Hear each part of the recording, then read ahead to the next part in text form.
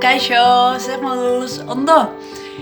Gaurkoan, beste errezeta goxo batekin natorkizue, oraingoan amantala jantziko dugu, etxeko amona, aitona, anaia edo senideak bildu, eta piper bete goxo batzuk prestatuko ditugu. Batzuk, piperra argituko dituzte, beste batzuk, barruan sartuko dugun masa prestatuko dute. Ez dakizula nola egin?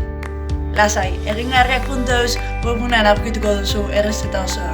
Hala ere, polita litzateke zuk zure ukitu berezia ematea. Ausartuko zara? Ekin erronkari!